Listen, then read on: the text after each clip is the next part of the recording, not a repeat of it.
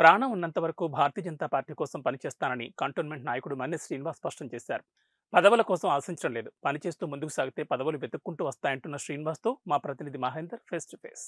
Bharatiya Janata party మరి నీతికి నియమాలకు పార్టీ కట్టుబడి పనిచేస్తారు. కార్యకర్తలే పార్టీకి బలం అని చెప్తున్నారు. అంతేకాకుండా ఎటువంటి ఆదేశాలు ఇచ్చినా ఆ ఆదేశాలకు లోబడి పార్టీని బలోపేతం చేస్తామని చెప్పి బీజేపీ కార్యకర్తలు చెప్తున్నారు, ఇటు నాయకులు చెప్తున్నారు. కంటోన్మెంట్ నియోజకవర్గం నుండి పోటీ చేసేందుకు సిద్ధమై చివరి నిమిషంలో కొంత ఇబ్బంది పడ్డా కూడా అయినా పార్టీలోనే ఉంటాను, పార్టీ కోసం పనిచేస్తాను అంటున్నారు. మరొక వైపు కరీంనగర్ బీజేపీ ఎంపీగా ఉన్న బండి సంజయ్ ఆదర్శంగా చూసుకొని ముందుకు సాగుతున్నారు. ఆయన మరెవరో కాదు, మన్నె శ్రీనివాస్ ఆలియాస్ రాజు. మరిన్ని వివరాలు వారిని అడిగి తెలుసుకుందాం. ముందుగా మీకు శుభాకాంక్షలు అన్న. మీకున్న పరిస్థితిలో చాలా ఎటువంటి పరిస్థితులైనా ఒడ్డుకుంటూ ఎదుర్కొంటూ బయటికి వస్తున్నారు, పార్టీ కోసం పనిచేస్తున్నారు. నిజంగా మీరు సీటు ఆశించినా కూడా చివరి నిమిషంలో మీకు ఇబ్బంది పడినా అయినా నేను పార్టీ కోసం పనిచేస్తాను ముందుకు సాగుతున్నారు. అసలు మీరు ఇంకా ఇప్పుడున్న పరిస్థితుల్లో పార్టీ మీకు ఏమైనా చేయనుంది అనుకుంటున్నారా ఏంటి? జై శ్రీరామ్. ముందు అందరికీ అంటే బీజేపీ కార్యకర్తలది ఒక వాళ్ళది ఒక ఇంపార్టెన్స్ ఏంటంటే వాళ్ళు ఏది ఒక ఆశించేం పని చేయరు. ఎప్పుడు ఏ కార్యకర్త కానీ ఏ లీడర్ కానీ బీజేపీ అంటే దేశం కోసం పనిచేసే దేశం కోసం పనిచేసే ఒక కార్యకర్తలాగానే పనిచేయడం జరుగుతుంది. సరే, పార్టీ ఎటువంటి ఆదేశాలు ఇచ్చి పార్టీ ఎటువంటి మనకు బాధ్యతలు అప్పచెప్తే దానికి పూర్తిగా న్యాయం చేసి అంటే ఒక రూపాయి ఆశించకుండా స్వచ్ఛతంగా అంటే ఏం ఆశించకుండా పనిచేసే పార్టీ ఒక బీజేపీ పార్టీ. మీకు టికెట్ ఇస్తారు అని చెప్పేసి చివరి నిమిషం వరకు వచ్చింది. బీఫామ్ కూడా మీకు ఇవ్వకుండా మీరు నామినేషన్ వేసిన తర్వాత బీఫామ్ ఇవ్వకుండా మరొకరికి ఇచ్చారు. అప్పుడు మీరు ఎలా ఫీల్ అయ్యారు? అంటే చాలా బాధ అయితే అయింది నాకు. ఎందుకంటే నేను దాదాపు ఒక 3 ఏళ్ళ నుంచి మన ఇల్లు నిడిచిపెట్టి కూడా పార్టీకి పాదయాత్రలో కానీ ఇక్కడ ఏ బాధ్యతలు నాకు ఏది ఇచ్చినా అని కూడా అన్నీ అంటే నా ఇచ్చిన బాధ్యతకు నేను న్యాయం చేశాను. సో నాకేముండేనంటే నేను ఖచ్చితంగా నాకే టికెట్ వస్తుందని ఎందుకు అనుకున్నానంటే నేను చేసిన పనితీరు కానీ నేను ఎవరికి తక్కువ కాదని నాకు పూర్తి నమ్మకం ఉండే. ఎందుకంటే వాళ్ళకి గ్రౌండ్ లెవెల్ నుంచి నేను బూత్ లెవెల్ స్థాయి నుంచి నేను కార్యకర్తలు వేయడం కానీ బూత్ కమిటీలు వేయడం కానీ కొత్త పార్టీ ఇచ్చిన గైడ్లైన్స్ ప్రోగ్రామ్స్ ఏం చేయడం అన్ని ప్రతి ఒక్కటి పార్టీ గైడ్లైన్ ఆదేశం ప్రకారం నేను చేసుకుంటూ పోయినా కాబట్టి నాకు పూర్తి నమ్మకం ఉండే. కాబట్టి నేను అన్ని విధాలుగా ప్రజా రథాలతో సహా నేను రెడీ చేసుకుని పెట్టుకుని ఎందుకంటే నాకు ఒక నమ్మకం ఉండే నాకు పార్టీ ఖచ్చితంగా నాకు న్యాయం చేస్తాను అనుకున్నాను. కానీ అనుకోకుండా అదే తప్పు జరిగిపోయింది. మరి ఎక్కడ జరిగిందో తెలియదు. కానీ సో బాధ అయితే పడ్డాను. కానీ అయినా కూడా ఎంత బాధపడ్డాను కూడా నాకు ఒకటే ఏంటంటే మేము బీజేపీకి పనిచేయాలని ఒక ఆశయంతోనే బీజేపీకి పనిచేస్తున్నాం. ఇప్పుడున్న పరిస్థితుల్లో ఎంపీ ఎలక్షన్ల కోసం మరి ఎట్లా ఉండబోతుంది? మీకేమైనా ఇన్ఛార్జి పదవులు ఏమైనా ఇస్తున్నారా? మీరు ఎక్కడ వర్క్ చేస్తున్నారు?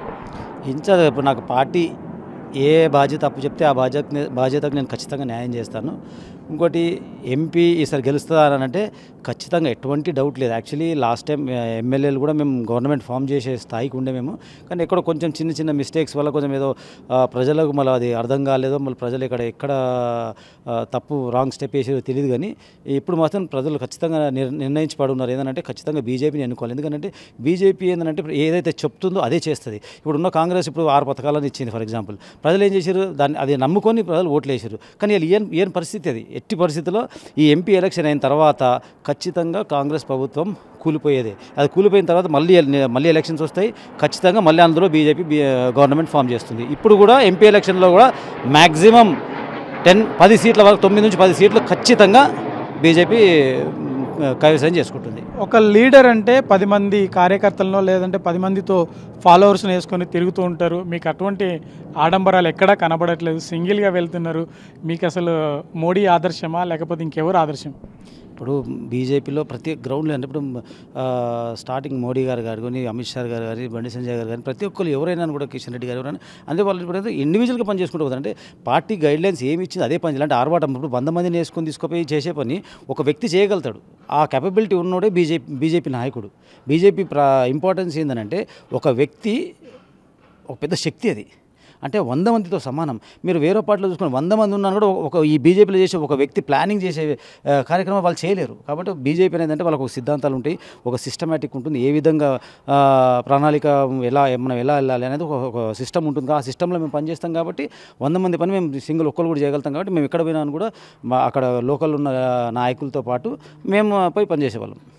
నామినేటెడ్ పదవిని మీరు ఆశిస్తున్నారా? అది పార్టీకి నేను చేసిన కష్టాన్ని వాళ్ళు గుర్తిస్తే నేను ఇస్తే ఖచ్చితంగా చేస్తాం, ఎందుకు చేయము. కానీ మేము ఎప్పుడేమో అడగలేదు, ఇప్పుడు అడిగేది ఉంటే అప్పుడే అడుగుతుంటే. సో మాకు పార్టీకి పనిచేయాలని ఉన్నది, వాళ్ళు మా కష్టాన్ని గుర్తిస్తే ఖచ్చితంగా ఇస్తే మేము సంతోషపడతాం. రీసెంట్గా పార్టీలో చాలా మార్పులు చేయడం జరిగింది. మహిళా అధ్యక్షులు కావచ్చు, జిల్లా అధ్యక్షులు కావచ్చు, వారందరినీ కూడా మార్పులు చేర్పులు చేశారు.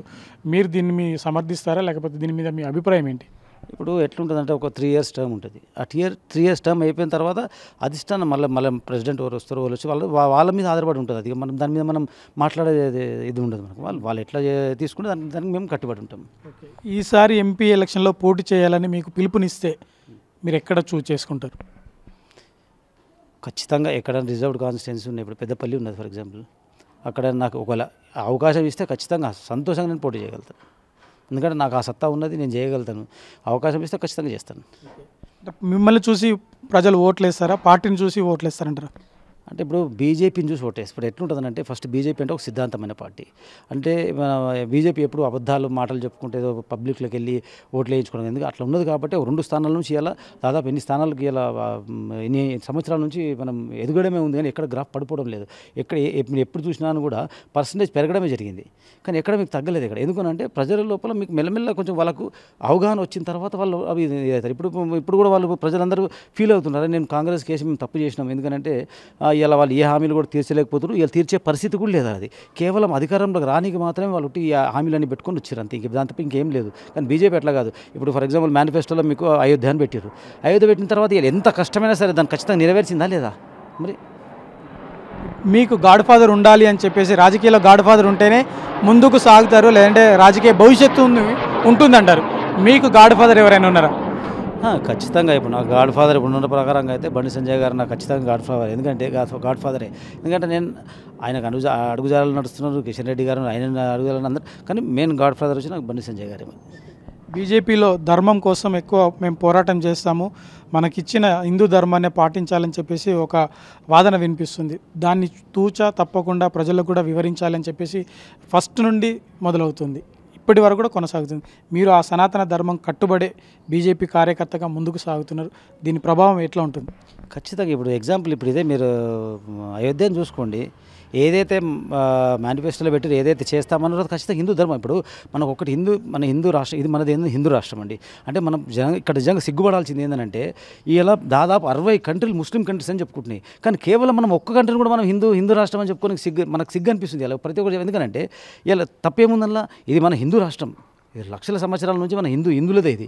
సో తర్వాత ఈ మతాలు మార్పిడి అనేది ఈ మారిన వాళ్ళు కూడా అంతా వాళ్ళు హిందువుల నుంచే వచ్చిన వాళ్ళు. ఇలా మీరు ముస్లిం తీసుకున్న, క్రిస్టియన్స్ ఎవరున్నారు ఒరిజినల్ ఇక్కడ? ఎవ్వరూ లేరు.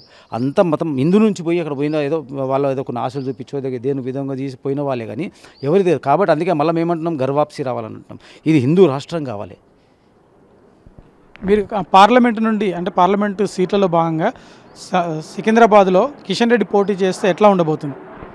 బాగుంటుందండి. ఆల్రెడీ ఇంతకుముందు చేసిండు కాబట్టి బీజేపీ కిషన్ రెడ్డి గారు పోటీ చేస్తే 100% గెలిచే ఛాన్సెస్ ఎక్కువ. మల్కాజ్గిరి నుండి చాలామంది పోటీ చేస్తామంటున్నారు, ఎవరు చేస్తే బాగుంటుంది? గతంలో కూడా అంటే విద్యా సంస్థలకు సంబంధించి మల్లారెడ్డి పోటీ చేసి గెలిచిండు. ఇప్పుడు కూడా కొత్తగా బీజేపీ పార్టీ నుండి పల్లవి స్కూల్స్కి సంబంధించి చైర్మన్ కొమరయ్య కూడా పోటీ చేస్తూ అంటున్నారు. మీరు అంటే సపోర్ట్ చేయాలనుకున్నప్పుడు, లేదంటే పార్టీ ఇచ్చిన పిలుపు మేరకు ఒకవేళ పని చేయాల్సి వస్తే ఎవరి దగ్గర పనిచేస్తారు? ఖచ్చితంగా పార్టీ ఎవరికి టికెట్ ఇస్తే వాళ్ళకి పనిచేస్తారు, దాంట్లో డౌటే లేదు. అంటే మేము బీజేపీ కార్యకర్తలు ఏంటంటే వ్యక్తిని చూసి పనిచేసేది కాదు. ఈ జెండా ఏదైతే ఉందో, ఈ కండవా, ఈ జెండా, ఈ పార్టీని చూసి పనిచేసేది ఎవరికని ఇవ్వని. ఇప్పుడు లాస్ట్ టైం మొన్న నన్ను కాకుండా ఆయనకి ఇచ్చారు, పార్టీ అందరూ పనిచేసారు కదా, అది అంతే. దాంట్లో ఏం ఇది ఉండదు అందులో. ఇప్పుడు అసలు వచ్చిన వ్యక్తి కాంగ్రెస్లకైనా వచ్చిండు, లాస్ట్ మూమెంట్లో వచ్చిండు టికెట్ తీసుకుని ఆయన బీజేపీలో అందరూ పనిచేశారు, ఎవరు వ్యతిరేకించలేదు. అది బీజేపీ సిద్ధాంతమే అంత. అది భవిష్యత్తులో మీరు ఏం కావాలనుకుంటున్నారు? ఒక ఎమ్మెల్యే కావాలనుకుంటున్నారా, ఎంపీగా కావాలనుకుంటున్నారా? మీ ఆశయం ఏంటి? ఖచ్చితంగా ఇప్పుడు నేను రాజకీయాల్లో వచ్చినానంటే ఆశ ఏ నాయకుడైనా సరే ఎదగాలని ఆలోచిస్తాడు. నేను ఖచ్చితంగా ఎమ్మెల్యే కావాలనుకుని నేను ఎమ్మెల్యే అంత పోటీ చేసినాను, అంత టైం ఇచ్చిన. నేను దాదాపు 3 సంవత్సరాలు నేను పాదయాత్రలు కానీ ఇక్కడ గ్రౌండ్లో వర్క్ చేయడం కానీ, మీరు అక్కడ చూసినట్టయితే మీరు ఏ నాయకుడు అంటే మీరు కంటోన్మెంట్ కాన్స్టిట్యున్సీలో మీరు 8 వార్డులో ఒక డివిజన్ ఉంది. మీరు ఎక్కడన్నా ఏ డివిజన్ ప్రెసిడెంట్ అన్న పోయేసి వార్డు ప్రెసిడెంట్ పోయేసి ఒకటే మాట్లాడకండి, మన్నే శ్రీనివాస్ పని చేసిండా లేదా. మీరు అక్కడ మ్యాక్సిమం బూత్ కమిటీలు వేసింది నేనే, మ్యాక్సిమం వేసింది. అంటే పొద్దున 6 గంటలకు నేను టిఫిన్ కట్టుకొని పోయి రాత్రి 11 గంటల వరకు కూడా ఉండి గ్రౌండ్లో ఉండి నేను బూత్ కమిటీలు వేయడం జరిగింది. అంటే వాళ్ళకు కూడా వాస్తవం తెలుసు, వాళ్ళు కూడా ఒప్పుకున్నారు. అంటే నువ్వు మంచి పని చేసినావు, కానీ మరి ఎక్కడన్నా ఎందుకు అట్లా అన్యాయం చేసినా దాని ఒకటే విషయం నేను బాధపడ్డా చాలా. మైనంపల్లికి మీకు విరోధం ఏమైనా ఉందా? అంటే పర్సనల్గా ఏం లేదు, పార్టీ పరంగానే చిన్న నేను ఎప్పుడన్నా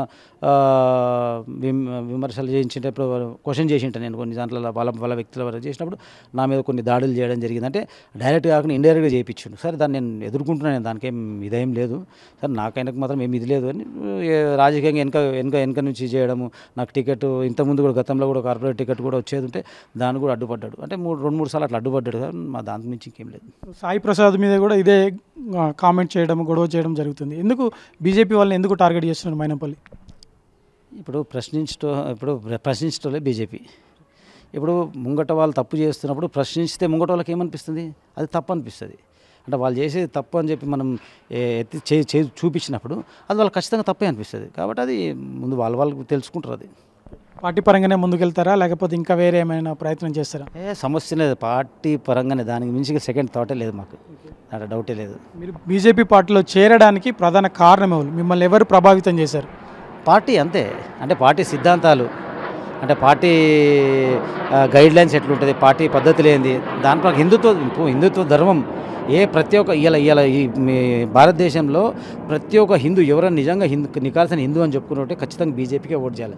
ఒకటి ఆలోచించండి, ఇప్పుడు ఫర్ ఎగ్జాంపుల్ ఎలా ఇక్కడ మతకాలాలు ఏది చూసినాను కూడా ఇలా ముస్లిమ్స్ కానీ హిందూ కానీ ఎవరికి ఓటుకోట్లు పెడుతున్నారు, కేవలం ఒక ముస్లిం పార్టీ మాత్రమే. కానీ ఎవరికి ఆ విమర్శలు అటువంటి ఎవరికి లేవు, కానీ వాళ్ళ రాజకీయ లబ్ధి కోసమే చేస్తారు. కాబట్టి దయచేసి ఖచ్చితంగా నేనేమంటే అది మన హిందూ రాష్ట్రం, ప్రతి ఒక్క నిజంగా నికాల్సిన హిందూ అని అంటే ఖచ్చితంగా బీజేపీకే ఓటేయాలి. ఎందుకంటే ఇవాళ మిగతా పార్టీలు ఏ పార్టీలు చూసినా కూడా కేవలం వాళ్ళ ఓటు రాజకీయ కోసం ఇలా పోయి ముస్లిం పార్టీకి వాళ్ళు మద్దతు తెలుపుకుంటారు, వాళ్ళని కలుపుకొని చేయడం జరుగుతుంది. అంతేగాని ఇలా బీజేపీ ఎక్కడ కూడా ముస్లిం పార్టీతో ఎక్కడ కలిసిపోదు, ఇక్కడ కేవలం ప్రజల కోసమే పనిచేస్తుంది. ఎందుకంటే ఇలా బీజేపీ ప్రతి ఒక్క పార్టీకి పని, ఎందుకంటే త్రిబుల్ తలాక్ అని ఉన్నది.